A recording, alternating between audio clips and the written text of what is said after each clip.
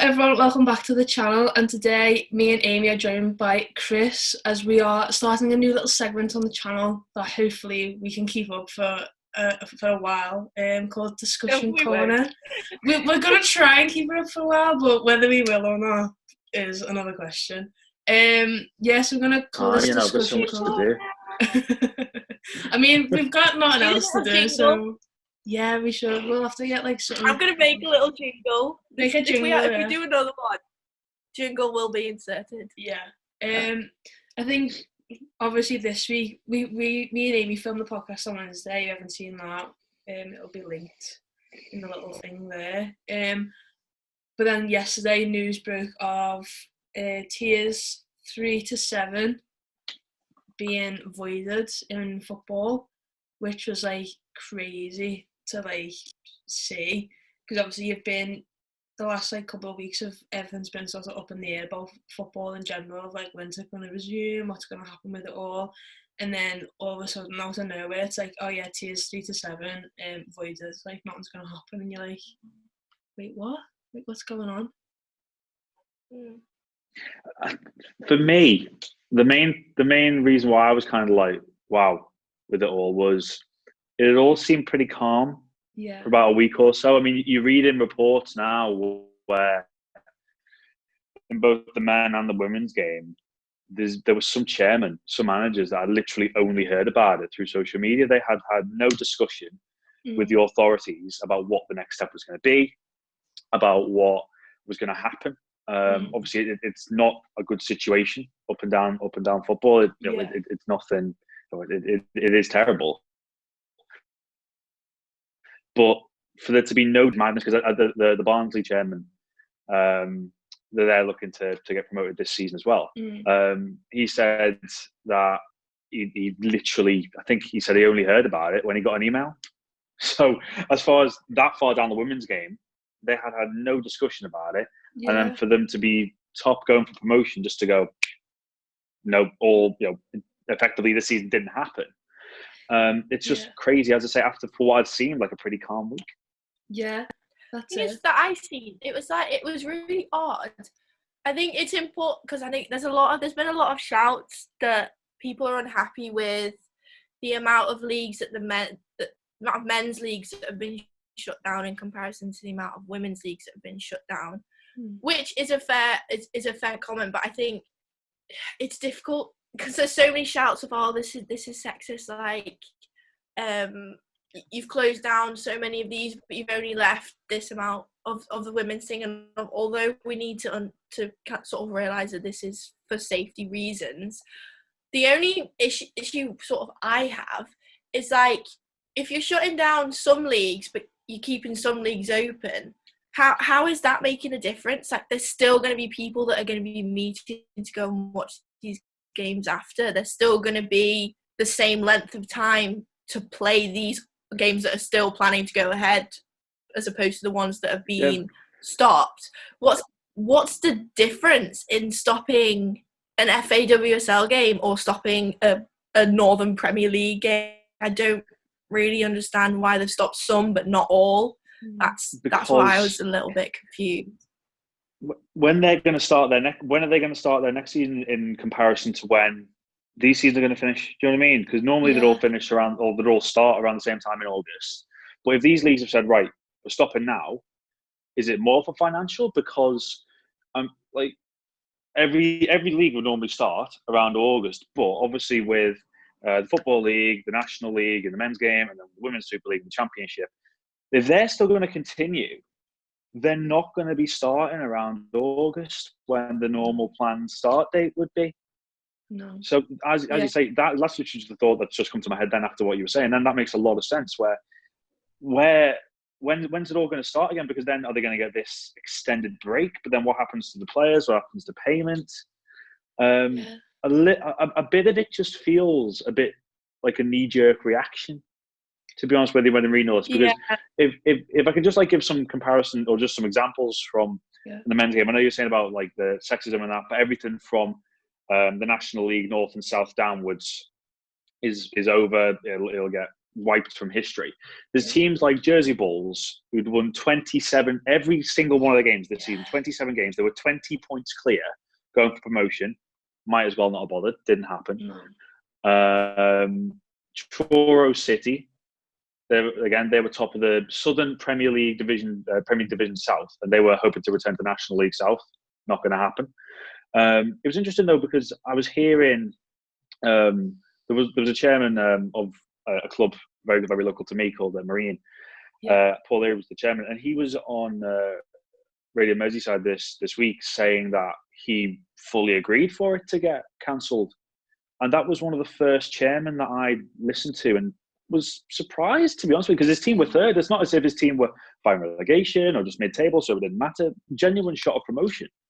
So I think it's when you hear one or two voices like that, there's just so many contrasting views. I know the Premier League and the Football League have said that they are committed to finishing the season. I haven't yet heard any sort of noise from the Women's Super League in terms of what their intention is, but I'm pretty sure if you're Arsenal, Chelsea, Man City, you want to keep fighting.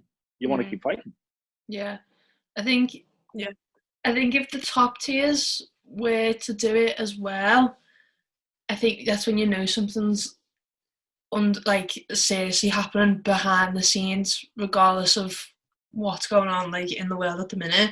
I think we were saying yesterday, me and Amy, there'll be teams such as what we think in the Women's Super League, like Bristol or Birmingham maybe, who don't have the funds to sort of keep going until someone just turns around and goes, oh yeah, this is the date when your next game's going to be played, type thing.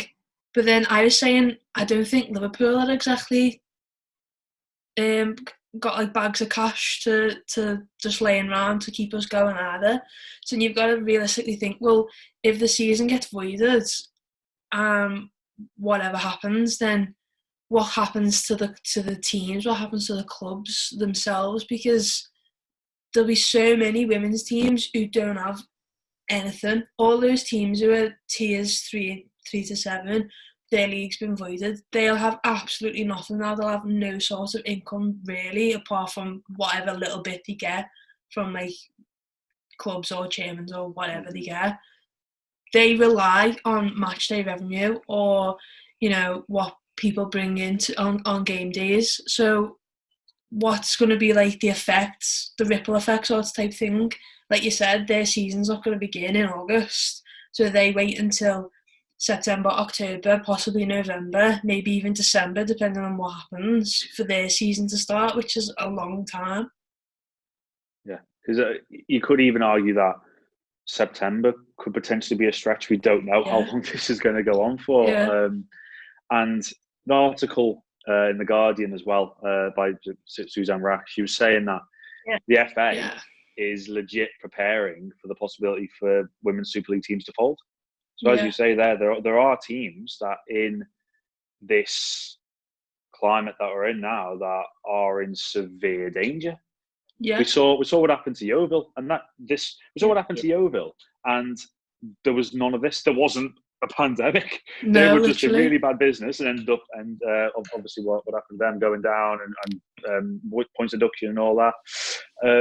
But then this is a much more serious one, where you would imagine that it looked like if clubs continued playing and saw out the season, be absolutely fine. But because that's literally not a possibility right now, teams are all of a sudden realising how big trouble they're in, especially when we're talking about first division clubs in the women's game.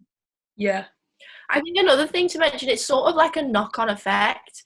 If the club stops, as you said, Lauren, they generate their money. A lot of clubs generate it on match days in particular, selling programs, tickets, merchandise, any sort of those things. It usually happens on a match day. If they no longer happen, which at the moment is indefinite, no one knows, it's probably not going to be even July. It's probably, you'd say, looking at the situation right now, you'd probably be thinking potentially August, maybe September. June, definitely not. Probably not July either, realistically. You're probably looking at back end of August, September for this all to even restart anyways. And if you're thinking this amount of time already since, what was it, the first week of March, second week of March, something like that. Yeah. From March till August, September is a long time. That's a lot of weeks, a lot of months without a game, without any revenue. And the knock-on effect is they're not getting money in. They can't pay the players' wages. The players don't have any money to be able to progress in their own livelihoods and stay above water in that sense. They can't pay rent. They can't get their shopping, things like that. And it's not only just WSL players we're looking at now, it's the championship players, those who probably have two jobs at the same time already. Yeah. It just kind of seems like, what is the FA going to do to sort of stop that from happening? Because this is not Yeovil is really upsetting, but that was a structurally business type issue. This has come from something that is out of any of the club's controls. If this still carried on right now, they'd be generating the same income. They'd be able to play the players, and the league would be able to finish. Prize money would have been able to give out, because obviously the first year that the WSL has prize money. Who knows if that's going to be able to carry on? Where does that go if that doesn't happen? All these sorts of questions. But that is the question, like how is the FA going to go about solving the problem of these teams being forced to fold due to something that is completely out of their control? And that's where they're going to have a big challenge to sort of fight and figure out. Because if it's to be believed that the peak of all this in terms of cases is to be late May, early June, then you're then looking when on the downward curve of that, and how long does it take that downward curve then for life to become socially acceptable, as you say, for people to be able to go games, for revenue to be able to come in. Yeah. Literally, going back to Liverpool's last game was the 23rd of February. It's already been over a month since our last match. So then you're now looking at potentially 4 or 5 more months of no games whatsoever. It's like, how as a player do you keep yourself in the mindset of, potentially might play and the season potentially might not? How do you keep your fitness levels up? They've obviously all got at-home programs, but there's only so much you can do. Like you said then, Chris, you were trying to buy dumbbells and you couldn't even buy any. Like, players can't have access. So many of them have put out on social media, has anyone got a Watt bike I can borrow? Yeah. That's how bad it is. They're literally I need a bike to keep my fitness levels up. And obviously they're only allowed outside once a day. So they're taking the hour. Yeah. I mean the gym I go to, it's a week today since it closed. And maybe I did, I kept going, ran to the end. It was pretty dead, but there was literally no one going. Yeah. But literally, as soon as I left my session last Friday, I then got the email saying all gyms were closed and everything like that. But then it's easy enough going for a run, that kind of thing. But a lot of people won't have home gyms. A lot of them say they might not even have a treadmill, that kind of thing. Yeah. Like a home bike. Because literally, if you look on websites now, there are they have hiked up in price. They have. It's a time when people are desperate to keep fit, and they basically have to pay to do it. Yeah. Because no one saw it coming.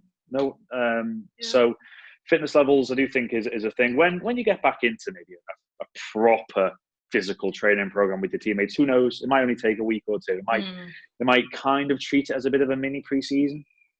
But even that's like something. As you say, keeping the nutrition, all that kind of thing. Because normally they have chefs and stuff, but it's all about them now knowing what to do to cook their food and keep fit.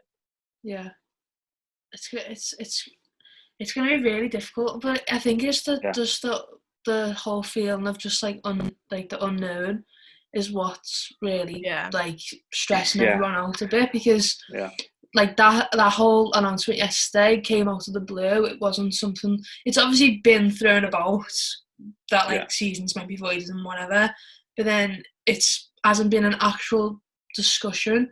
So for then it's just to come out and be like, these tiers are all voided, and we don't really know what's going to happen with the top tiers. It's just a bit like, well, what?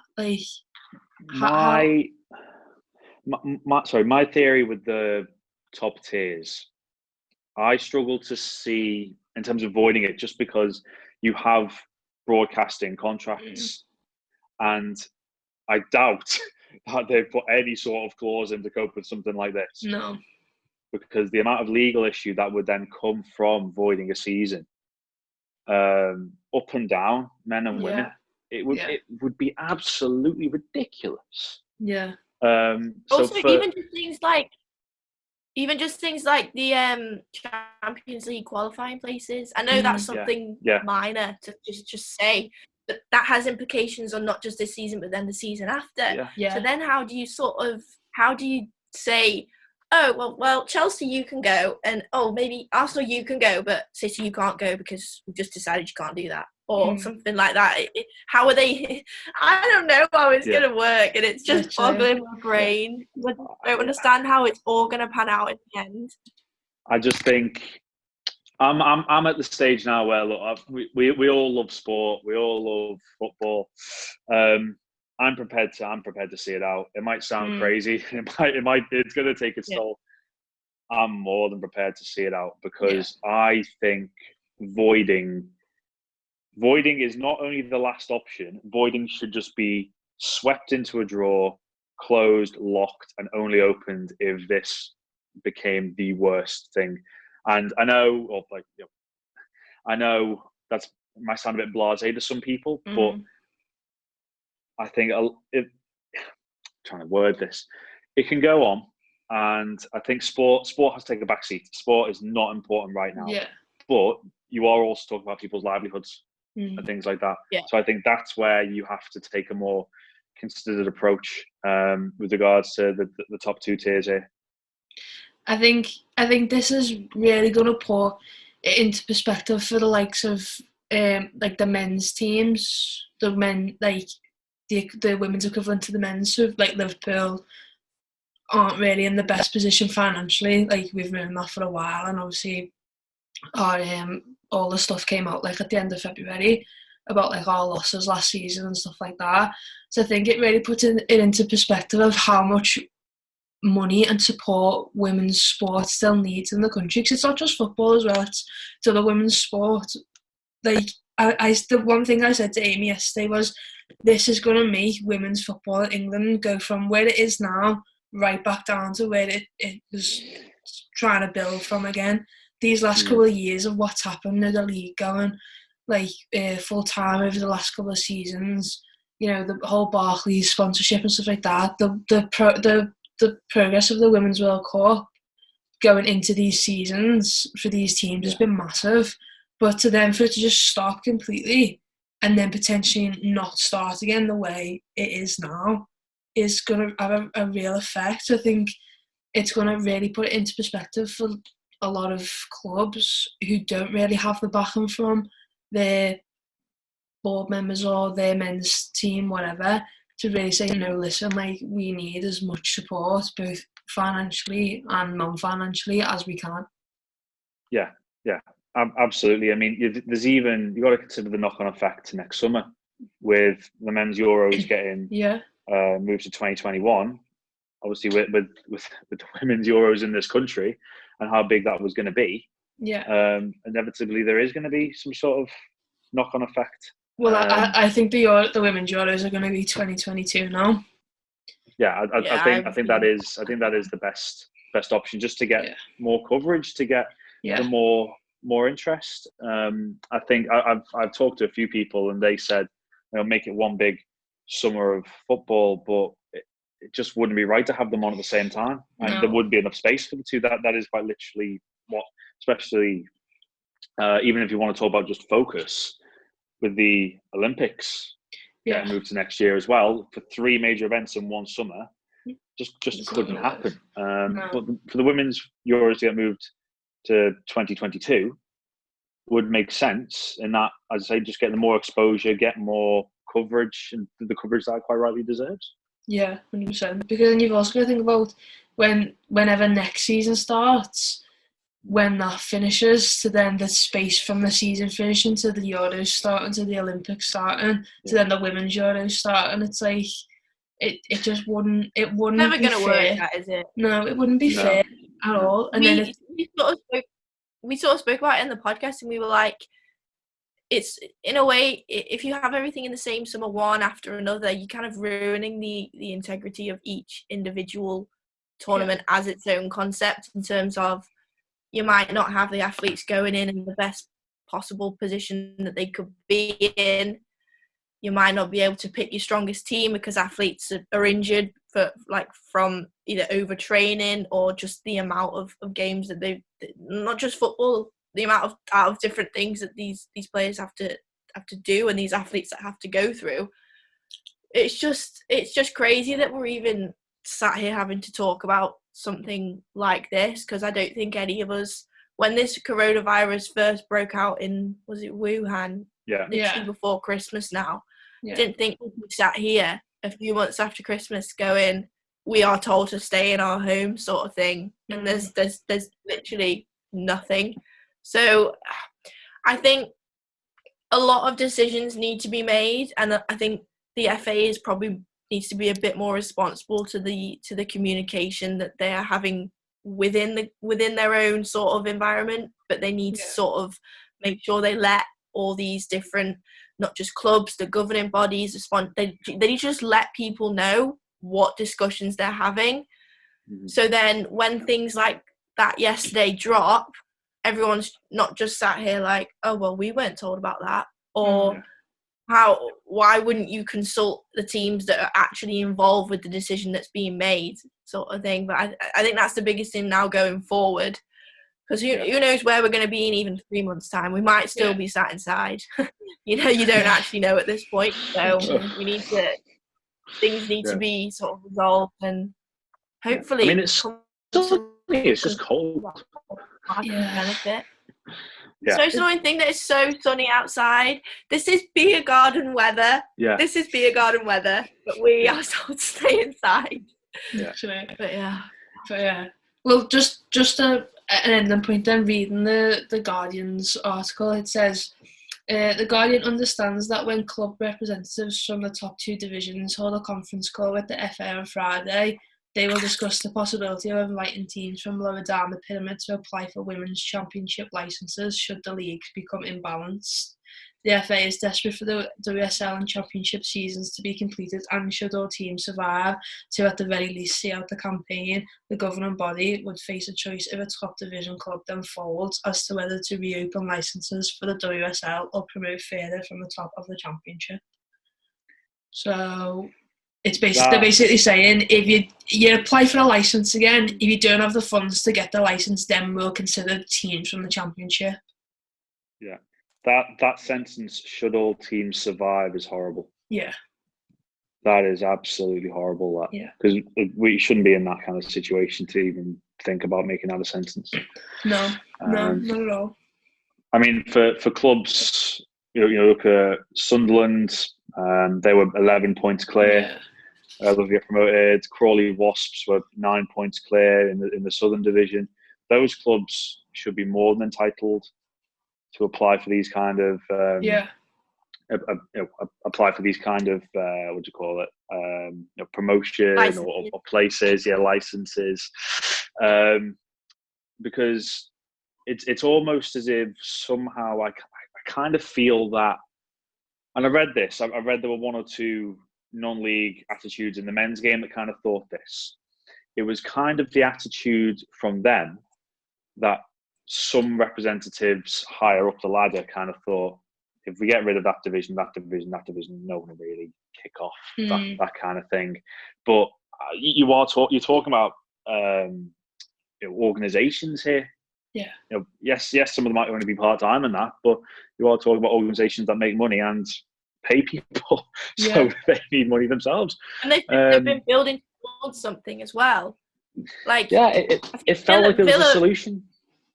Yeah, I think Villa is going to be a massive one for if the seasons do get voided or if something happens, because you saw the amount of changes they made. They bring in Nenny Aluko as the sporting director. They signed all these not world class but top class players in the English division, and you'd probably say 9 times out of 10 they're the ones that are going to be promoted, probably in the top spot. They're all Sheffield thereabouts, and if that gets scrapped, or if for some reason they don't get to go up, where does that leave them in terms of their building pyramid? Because they've obviously been building towards something.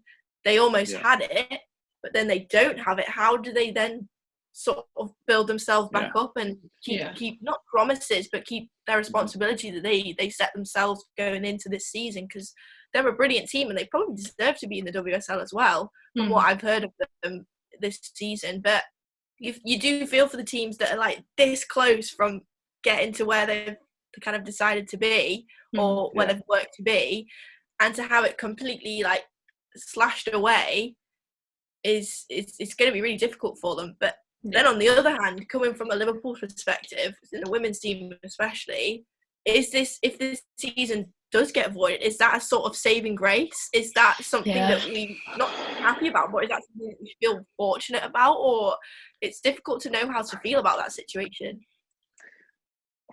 I mean, did you see there was a tweet from Bradford Park Avenue? I don't know whether you saw that. Doing the rounds, basically with the with the 7th division and lower getting cancelled.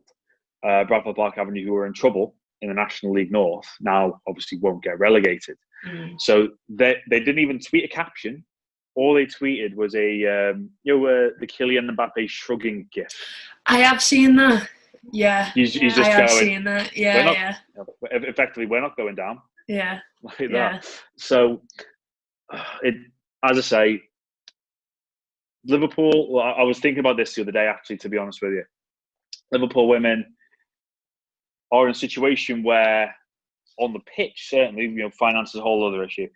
On the pitch, voiding, we can't lie, could benefit in terms of staying in the Women's Super League. However, then if the Women's Super League gets voided, and then I'm sure you'd see calls saying, well, if the Premier League is as important as the Women's Super League, I'm pretty sure we're all in the same boat here, where we do not want the Premier League to get voided. So, like that's why I think you've got to hold both leagues. If you talk about going forward and taking it all seriously, you've got to hold the Women's Super League in the same integrity as the Premier League when you're discussing this whole voiding thing. Yeah. Well, hopefully the chat was today, at some point today, so hopefully, if not this evening, then maybe tomorrow or whatever, you'll get some sort of clarity. That's the word. Just so everyone knows what's going on, not just for us as fans, but for like players and clubs themselves. I'll be sitting in limbo today and over the weekend thinking, is our club, come a couple of months, is our club going to exist the way it is now, type of thing. So you don't know. Hopefully it doesn't come to that. Hopefully they can sort something out. But I think it's just going to be a long process that I think everyone's just going to have to be patient about and take into consideration everything. Yeah, and watch Netflix. Watch Netflix. Other streaming services, or Amazon Prime. Other streaming services Amazon Prime. Yeah. Disney Plus. I highly recommend Disney Plus though, because Sky Go. We've got The Simpsons on it. Other comedies are available. Just binge watch all our podcasts. You'll be fine. That's another thing. Like, I feel like maybe you should kind of just take a moment at the end of this, just to say, if you're watching this right now, so many people will go, "Oh, could have done with an extra hour in bed." When you're in work, when you go out to work, when life is back normal, and you're saying, "Oh, I could do with an extra hour in bed," you can spend as long as you want in bed. Seriously. But every time that you've said, "Oh, I wish I was in bed," or "I wish I was at home," or whatever, please stay at home. Stay at home. Stay in bed. There are so many bigger sacrifices in this world than just staying at home and watching TV. Come on. Like, you can, if you're lucky enough to have a garden, have a house, and you're not stuck in some flat somewhere, just sit in your garden in the sun, nice drink. It's lovely. It's lovely weather. Put your music on, put the telly on. Spend some time with your family. Yeah. Talk to each other. You can FaceTime your friends. You don't need to go and see them anywhere. Like, it's fine. It's fine. Yeah. We'll be okay. People need to understand it's not only themselves that they're putting in risk, which they might not give two flying mad word about. But it's like some people can't understand the chain process. Like, you might be infected but not know about it. And then you go somewhere else and infect them, and then they know about it. Yeah. And if they're elderly or have underlying health problems, they will definitely know about it. Yeah. So I think we all need to just pitch together, stay home, only leave the house if you need to. Only absolutely necessary. Exactly. And once a day for a nice little bit of exercise. I'm actually surprised the amount of people I'm seeing exercising. I think genuinely everyone has been like, oh, I'm going to exercise today. Yeah. People that have been couch potatoes for years have gone, do you know what? When we're not in isolation. Yeah. When we're not in isolation, people sit and watch TV. Now we're in isolation, they want to get out. Yeah. And now you want to become a fitness freak. Yeah. Yeah, exactly. You've got 1 out in a day. Make it count. Yeah, exactly. And I think I echo everyone as well with saying this. Like, just to everyone in the NHS, keep it up, guys. You're all amazing. Even before all this, anyone who ever has worked in the NHS, you're all fantastic. You're all heroes for whatever point you've worked there. Just we're all very, very, very grateful, and you're all doing a fantastic job. Yeah, much love to that. But well, I hope everyone enjoyed episode 1 of discussion corner. Like we said, we'll try and keep it up. If there's any topics you want us to discuss, let us know in the comments below. Because we could do like more than one of a week, because we've got nothing else to do. So we're more than happy. Type from staying at home. Yeah. But thank you for watching. Remember to like the video, comment, subscribe to the channel, check out the podcast from this week, and hopefully we'll see you all very soon.